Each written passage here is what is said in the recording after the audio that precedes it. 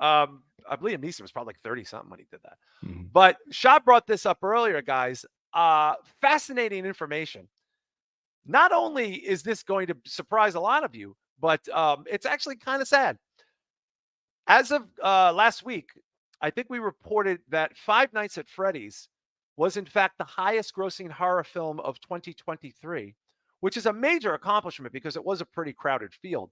But not only, guys, is it the highest grossing horror film, which, by the way, was also streaming for free on streaming. You didn't have to go see it in a theater, and it still is the highest grossing film.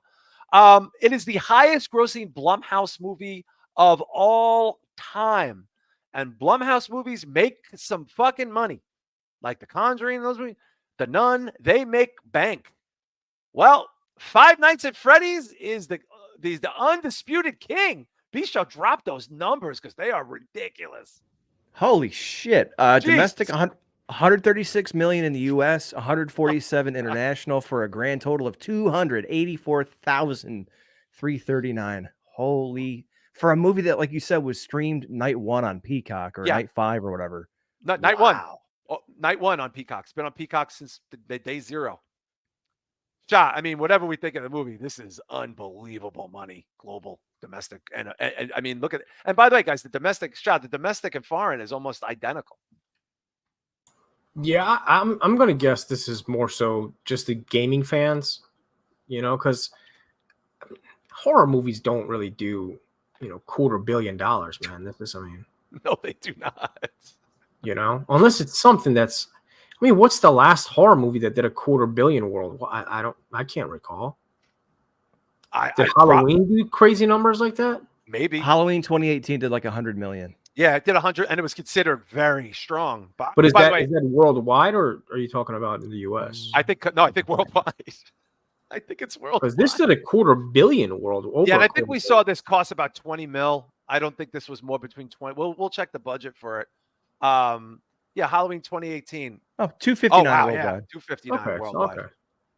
Yeah, 259 worldwide. But that also has the luxury of Halloween. I mean, and Five Nights made more than Halloween. Right. Yeah, it did. Yeah, it made a lot more, B-Show. Made a lot. And it was streaming for free.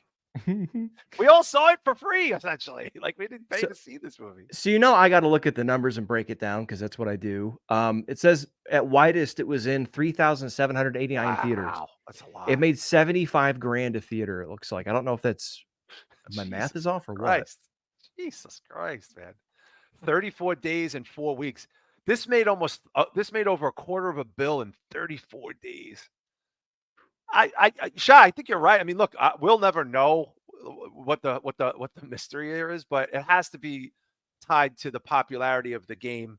Even though the game had been around for a long time, and the audience is now teen or early 20s or late teens.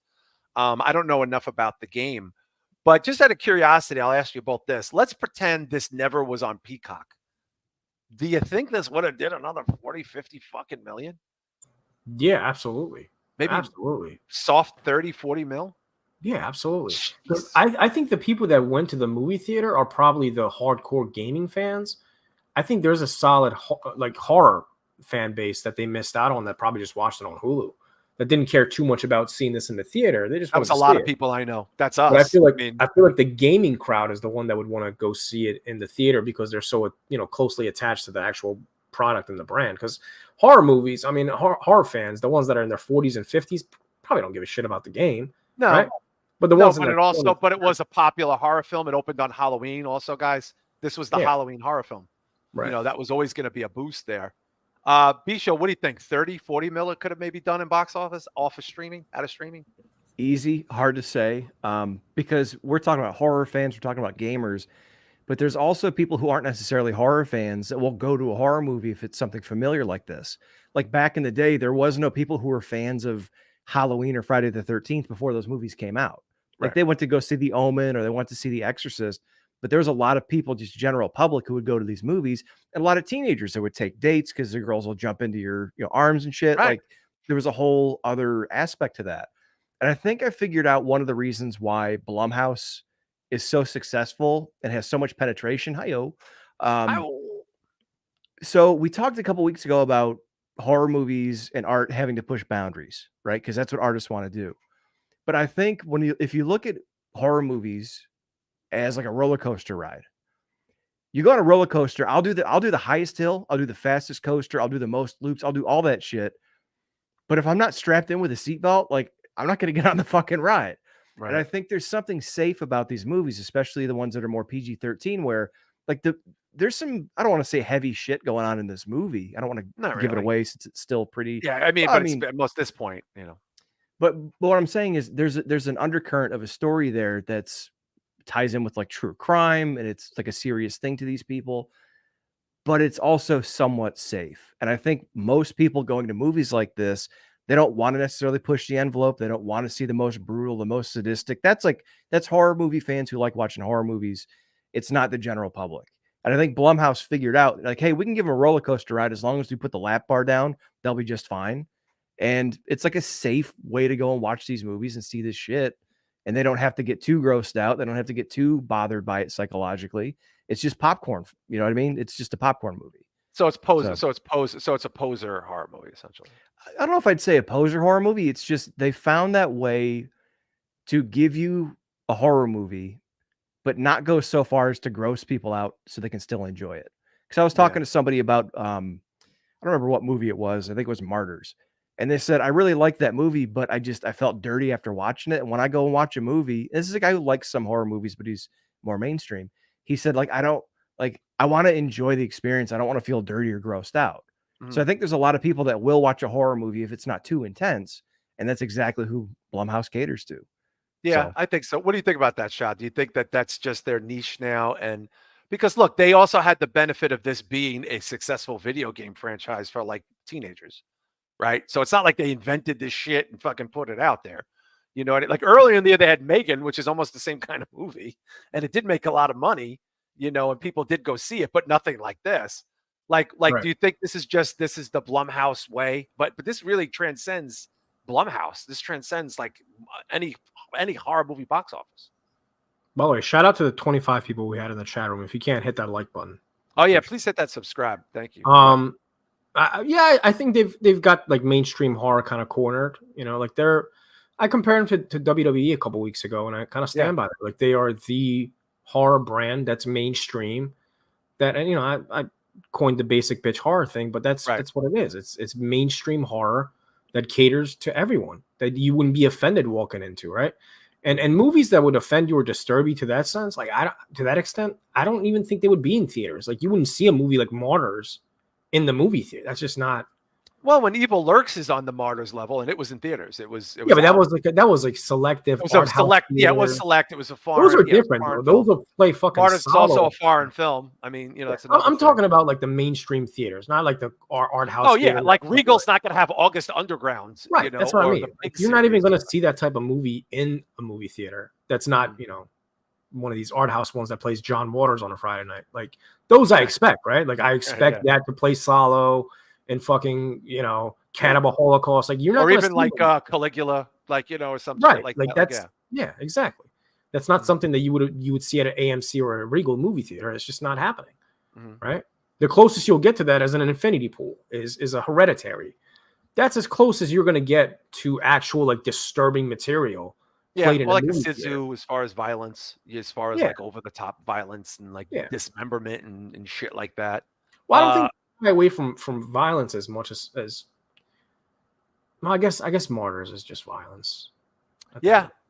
But like Juriari says, Martyrs isn't even like a horror film to him. It's a drama. I mean, it's a heavy. I mean, it's a thriller. I think would be fair to say, movie, dude. That's a horror. Yeah. Hereditary. You look. There's people who have told me they don't think Hereditary is a horror film. Like they just because it's too art. They think it's an art house thriller. You know what I mean? Because the acting level is so high end and the story is so. I don't like that though, because then you're just shitting on the horror genre. We're just saying like the acting is too good, so it can't be. Well, horror. The horror genre did that to itself. I mean, let's be honest. But I'm saying it's bounced back. That we've had it's totally 10, 15 years of you have A-listers trying to get into these movies now. You know what I mean? It's outrageous, dude. Yeah, Inside, Chris Matthews says that's another one. But also, like in their respective countries, I don't know that they're considered horror. They could be considered art house movies, right? Like in France, inside my like Frontiers, of course it's a horror movie, but like maybe people could treat it like Martyrs, like it's a fucking art house movie. You know what I mean? Like Those the are horror Hereditary movies. is on that level for Even us. even Hereditary, you can't say that it's not a horror movie. It's literally about possession. Like that's a fucking horror movie. Yeah. Oh yeah. Possession is art house though. It's very artsy. It's very high end. Yeah, Yeah, but saying that even if you go back to the Universal monster movies, like if you watch Frankenstein, that's more. And again, it's old. It's kind of dated, so it's Frankenstein, Dracula. yeah, but it's more psychological. It's the idea of, oh my God, he dug up bodies and he's playing God, and that was much Yeah. more terrifying to people back then. But society's changed and horror moves with it. So, love you, Drew, but I have to disagree with that opinion that that Martyrs is not a horror Martyrs movie. definitely horror. Even like people say Silence of the Lambs and Hannibal. Like I can see an argument for that, saying that's not a horror, that's a thriller or a mystery, whatever. Okay, I get that. But when you have actual possession and fucking people getting skinned left and right, the whole Literally movie skinned alive. Yeah. yeah, the whole movie is people getting skinned. Not like Silence of the Lambs, where there's a couple gory scenes, but for the most part, it's a thriller, it's a mystery, it's disturbing. It plays into the horror category a little bit, but I can see the argument for a movie like that. You know, I got to stop you right there, Shah. Joe Punches. I remember this very vividly because I'm a lot older than you guys. Silence of the Lambs was not considered a horror film That's when what it I came just out said. at That's all. literally what I just said. And Anthony Hopkins won an Academy Award. Yeah. You know what I mean? Like I think historically we view it now in that context, but at the time, no one would have the balls to put Jodie Foster and Anthony Hopkins in a horror film. Yeah. You know, a Jonathan Demme fucking horror movie based on a bestseller. It's interesting. My brother Joe and I were talking about because he was asking me if we saw anything about the Omen prequel, and I said no, but as soon as there's a trailer, I know we're going to talk about it. And he was telling me that he thinks we were kind of discussing how we thought the Omen, like the Exorcist, gets all of the heat, like all of the love, where the Omen gets treated almost like it's like a special needs version of the Exorcist. But I watch the Omen periodically. I really, really do. And I watch the second one periodically. And if you look at the fucking lineup of the Omen, the actors in that movie, there are A-list actors, or very solid acting in those films. Now, it's never going to get the Exorcist love because I think the Exorcist just I think it was just made better. It was a made better film and a better soundtrack, a better score, better director, but realistically, I think the Omen is up there with the Exorcist. And people treated these films as horror films, but they were like, for the 70s, you know what I say, Shah? Like these were like the horror films that people actually admitted they went and saw. Like, you know what I mean? Because there wasn't a big horror market in 73, 74. Right. Well, it was underground, I think. It didn't. I think horror blew up after like The Shining and Exorcist and those type of movies. They kind of, got some respect. But yeah, and then it paved the way for I think the slashers, and stuff like that, right, Bisho? Because we didn't. The genre really opened up post Exorcist, post Omen, post The Possession, post those kind of movies. What year was Exorcist? Was that 74? 74 maybe. What's Exorcist? 73? 73. When was Black Christmas? Because that's 71, 73 or 71. I mean, yeah, I think that's before Exorcist. First, I think I can't wait to start watching that motherfucker this weekend. I was going to say that.